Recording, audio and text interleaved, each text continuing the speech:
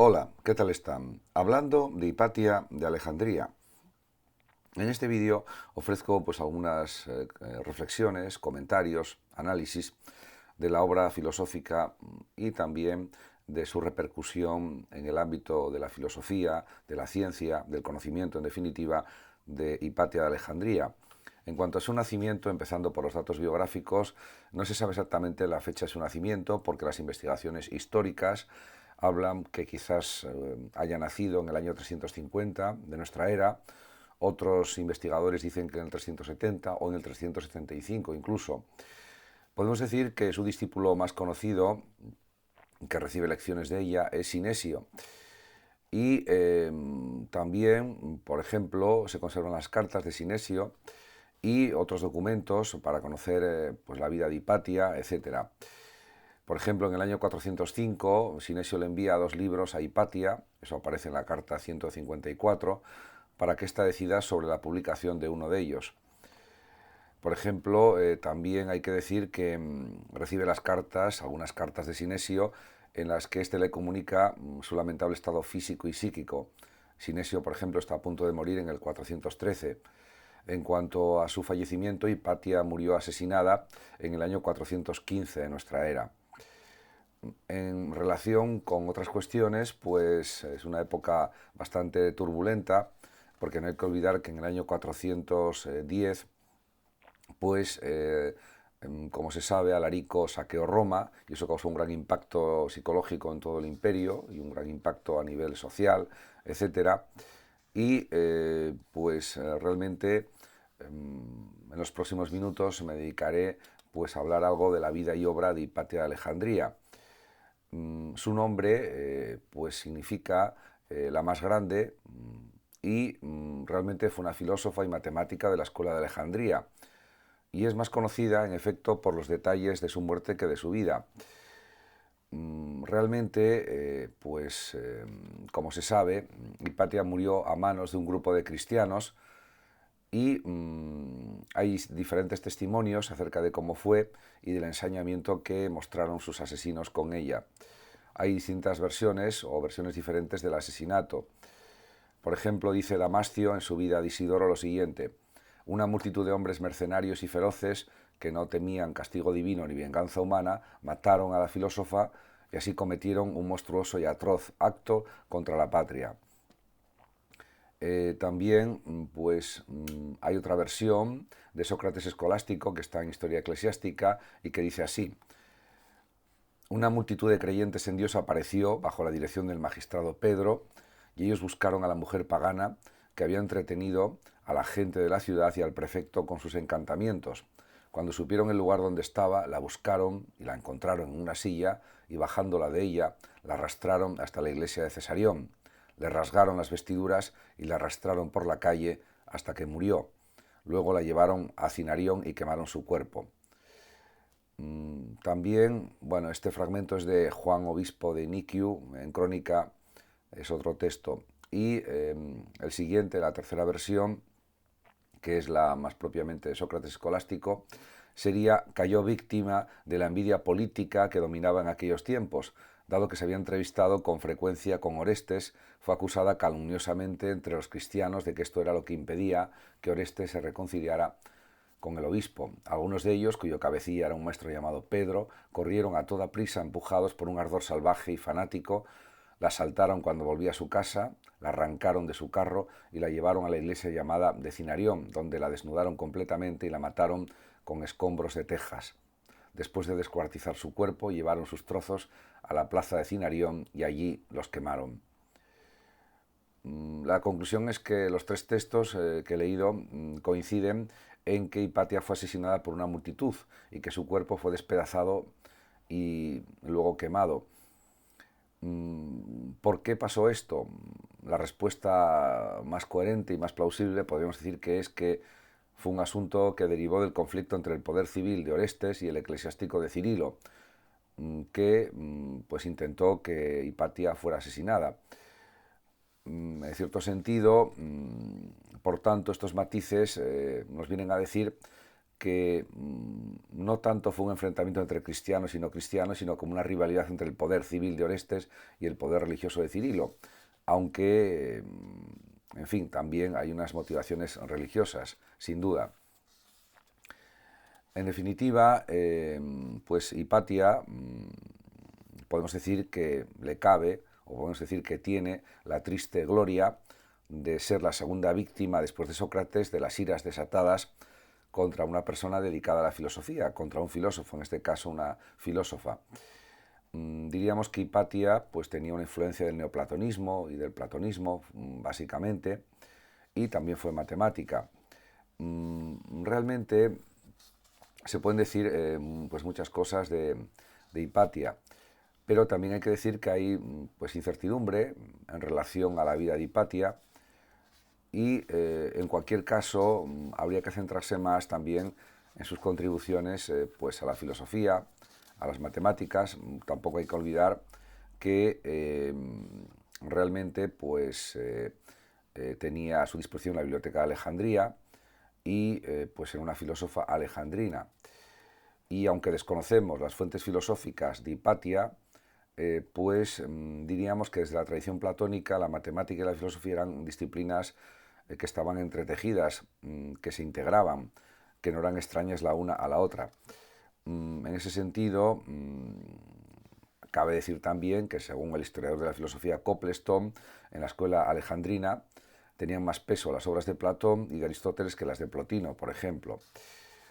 En cualquier caso, pues es evidente que realmente se conservan muchas anécdotas de la vida, de la propia, o algunas anécdotas de la vida de Hipatia y realmente los problemas que tuvo también pues están también documentados, etcétera, en su época en Alejandría, porque era una situación bastante turbulenta entre los cristianos y los paganos, etcétera.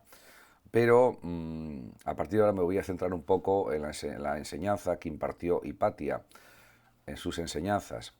Cabe decir que Hipatia enseñó fundamentalmente filosofía, matemáticas y astronomía, porque en el platonismo, como se sabe, estos conocimientos eran la cima del saber. También pues, conocía cuestiones técnicas relacionadas con los astrolabios, con los hidroscopios, y también todo ello se puede considerar que estaba basado en un control de los deseos corporales que beneficiaba para ella la libertad del alma o de las almas. Según el lexicón de Suda, Hipatia fue la autora de 3 trabajos, un comentario a la aritmética de Diofanto de Alejandría, un comentario también al Almagesto de Ptolomeo y otro comentario a las secciones cónicas de Apolonio de Perga. Esto se sabe seguro, porque hay distintos datos históricos que lo corroboran o lo confirman. También es posible atribuir a Hipatia, según Ecknor, pues 3 trabajos matemáticos, como serían, por ejemplo, uno sobre la esfera y el cilindro de Arquímedes, en segundo lugar, también sobre las superficies isoperimétricas, incorporado a la introducción del Almagesto de Ptolomeo, etc. Podemos decir que, por ejemplo, Hipatia, en el comentario a la aritmética de Diofanto, intenta mostrar que la aritmética era más que cálculo y ello, según Sócrates escolástico, contribuyó a que el trabajo fuese conservado. Por lo tanto, diríamos que ella se interesó por distintas cuestiones matemáticas, como por ejemplo los múltiplos, las potencias, las raíces de integrales, las fracciones o raíces cuadradas, etc. También Teón, hay que decir que era el padre de Hipatia, se refiere a ella en el libro tercero del Almagesto de Ptolomeo, como que ella hizo una edición revisada también, y ese es un dato también importante. Podemos señalar también que en cuanto a la filosofía, se sabe de su pensamiento filosófico, sobre todo a través de cartas y también de libros, etc. Por ejemplo, en la carta 154 de Sinesio a Hipatia, le da cuenta de que ha escrito 2 libros y le pide opinión sobre ellos. Los libros se titulan De Insomnis, del sueño, o del insomnio, mejor dicho, y Dion. Realmente, podemos decir que, por ejemplo, en este libro último, Sinesio defiende el neoplatonismo, que había sido enseñado a él por Hipatia, y hay una mezcla de misticismo también y cinismo. Podemos decir que también se puede pensar que el pensamiento de Sinesio, el discípulo más conocido de la propia Hipatia, no era quizás estrictamente neoplatónico, sino platónico, y que esta influencia podemos pensar que le llegó vía Hipatia o por Hipatia. Por otra parte, pues también conocemos más aspectos del pensamiento de Hipatia a través de Sinesio. En cualquier caso, también cabe decir que también se conocen muchos aspectos de su pensamiento a través fundamentalmente de Sinesio. Y en cuanto a cómo enseñaba, pues hay testimonios de Sinesio también en Dion, donde dice: el buen maestro, y que esto pues lo debía realizar también la propia Hipatia, el buen maestro nunca debe estar en una relación de permanente superioridad ante sus alumnos. Debe dialogar con ellos y recoger saberes que estos hayan recibido de otros maestros. Y debe de alejarse de la retórica exagerada o de la retórica sofística. Y también dice Sinesio, y supongo que sería también un planteamiento afirmado por la propia Hipatia, que el maestro o el profesor no debe tener como objetivo principal ser aplaudido por sus alumnos, porque eso es una especie de teatralidad. Podemos decir también que realmente podemos pensar que Hipatia tenía un cierto racionalismo en su enseñanza. No hay que olvidar que realmente se basaba sobre todo en el platonismo también.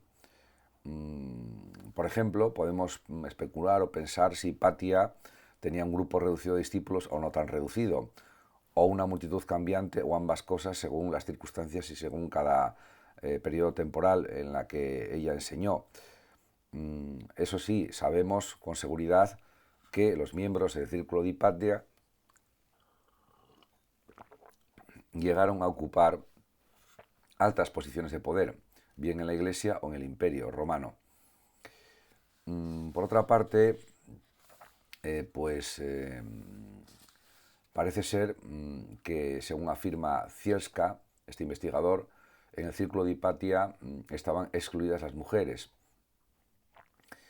Y esto era algo, claro, lógicamente anacrónico, y que se supone que Hipatia no lo vería con buenos ojos, como es lógico. En cuanto a otras cuestiones, es verdad que se conservan textos, cartas fundamentalmente, que hablan, diríamos, que de aspectos de las enseñanzas y de la filosofía y del pensamiento de la propia Hipatia. Y realmente hay algunos de los textos que son realmente maravillosos. Por ejemplo, un texto que trata sobre las formas de ser, o la forma de ser de Hipatia. Por ejemplo, la percepción de Lewis, de este investigador, respecto a la respuesta de Hipatia al enamorado, y que dice así: ella, Hipatia, tenía un modo muy atrevido de dirigirse a la gente. Se descaraba y no le preocupaba estar en una reunión de varones, pues ella era apreciada por todos por su inigualable modestia. Suda es cautivado por la modestia de esa dama, y como muestra nos habla de un apuesto joven don Juanesco que asistía a su escuela y tenía una opinión platónica de su virtud. La cortejaba para hacerla su concubina, pero ella, o porque no le gustaba esa persona, o porque estaba comprometida con Orestes, el prefecto de la ciudad, a quien ella frecuentemente visitaba en su propia casa, no admitió su declaración. El enamorado aún pensó que su amor era posible y continuó importunado, pero ella, dama honorable, permaneció inflexible y sin ni siquiera intentar razonar con él como hubiera hecho o hubiese hecho Platón. Hizo uso de una estratagema para poner fin al cortejo, que yo creo que es la más vulgar que se puede pensar, podríamos interpretar. En cualquier caso, también hay otras cartas que se conservan de Sinesio. Por ejemplo, hay una muy interesante, la carta 15, donde Sinesio le pide a Hipatia un hidroscopio. Y dice así la carta: me encuentro tan sumamente mal de salud que necesito un hidroscopio. Manda que fabriquen uno de bronce y lo monten. Es un tubo cilíndrico con la forma y dimensiones de una flauta. En línea recta lleva unas incisiones por las que determinamos el peso de los líquidos. Por uno de los extremos lo cierra, en efecto, un cono adaptado en posición idéntica, de manera que sea común la base de ambos, la del cono y la del tubo, y eso es propiamente el pesito. Pues bien, cuando sumerjas en el líquido el tubo, que es como una flauta, se mantendrá recto y te será posible contar las incisiones, que son las que dan a conocer el peso. También hay más textos muy interesantes y, por ejemplo, me voy a centrar en alguna de ellas. Por ejemplo, una que es la carta 16, en la que Sinesio se lamenta ante Hipatia de su mala salud, tanto física como psicológica. Y escribe Sinesio a Hipatia: postrado en la cama dicto esta carta. Ojalá al recibirla te encuentres bien de salud, madre, hermana, maestra, benefactora mía en todo, y todo lo que para mí tiene valor en dichos y hechos. La debilidad de mi cuerpo está ligada a una causa anímica. Poco a poco me va consumiendo el recuerdo de mis niños que se me han ido. Sinesio habría debido vivir solo mientras no hubiera tenido que experimentar los males de la existencia. Fue como un torrente, represado hasta entonces, que arrambló de un tirón y trastocó la dulzura de la existencia mía, escribe Sinesio. Quisiera o dejar de vivir o de pensar en la tumba de mis hijos, pero tú ojalá te encuentres bien. Saluda cariñosamente a mis felices compañeros, comenzando por el padre Teocteno y el hermano Atanasio, y después a todos los demás. Y si se les ha agregado alguno, que sea especialmente directo. Preciso es que también yo le deba gratitud por el solo hecho de serle directo. Salúdalo, pues de mi parte como el mejor de mis amigos. Tú, si algo te preocupas de mis cosas, haces bien, y si no te preocupas tú de eso, tampoco me preocupo yo. Con estas palabras, pues ya doy por terminada esta intervención, este vídeo, este comentario. Muchas gracias a todos por vuestra atención. Saludos, como siempre, a los oyentes de Radio Sofando de México y de Hablando de Filosofía. Y hasta mi próximo vídeo.